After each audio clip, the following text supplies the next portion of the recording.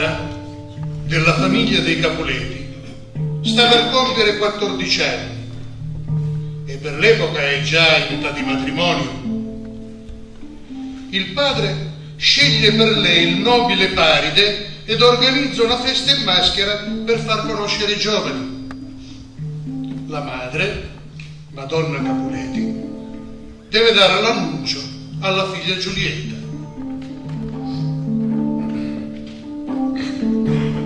Romeo va da frate Lorenzo per chiedergli di sposarlo con Giulietta in gran segreto, poiché con la complicità della nutrice lui e Giulietta già si sono messi d'accordo e lui sta aspettando il suo arrivo. Sa benedica, frate Lorenzo. Benedicite! Quale voce mi saluta con tanta dolcezza? Mio giovane caroso, se dodona così presto lo buon giorno allo tuo letto, viene a dire che qualche cosa agita la tua mente? Non sono mio stanotte, manco per un poco tu quello letto. Te lo dico senza che tu me la domandi un'altra volta. Mi ha una festa in casa di lo mio nemico e già in ciasatta fu firroto di cui io stesso fireva. Lo rimedio che può guarire tutte e due è dalle tue mani, dall'aiuto tuo e dalla santa medicina che tu mi doni.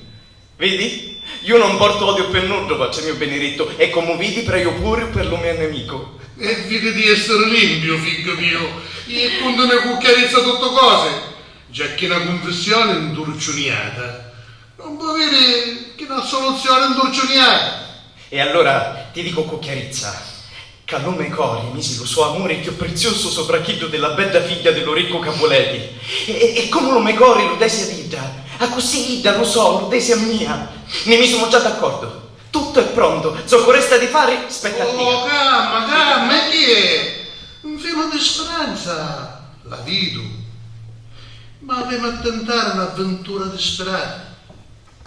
Come disperata, so che abbiamo a vedere.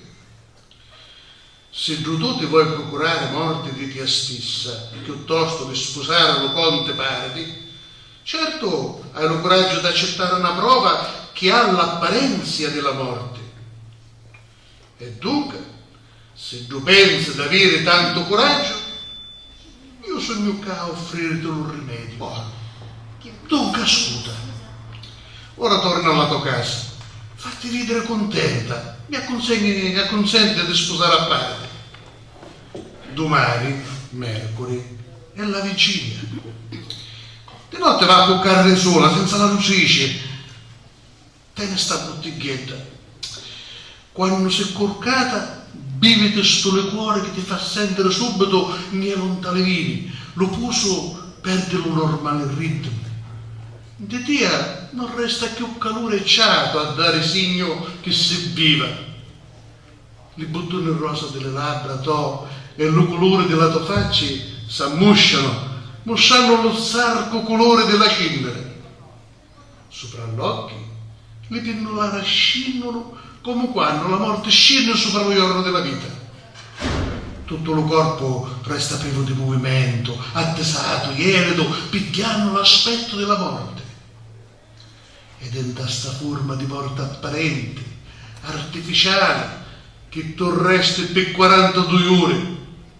Dopo, torna a svegliarti come da un sonno calmo. E mano a mano, torni come prima. Dammi che adesso.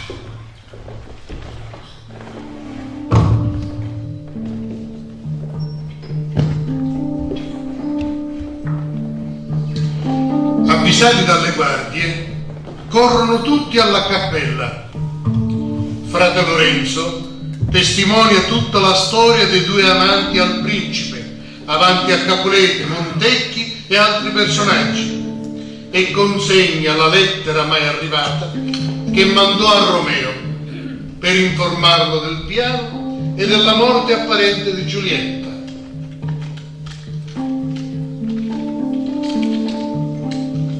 Il principe legge la lettera, poi dice: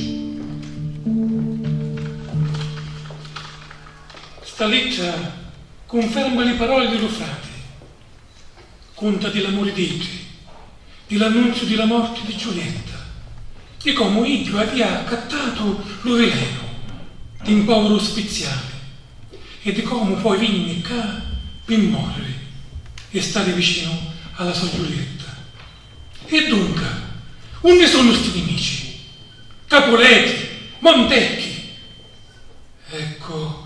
Ecco quale punizione scinnio su per il vostro odio. Lo cielo ammazzò con l'amore le vostre figli e io avete tollerato il vostro ripostato odio per sedui delle miei cari parenti.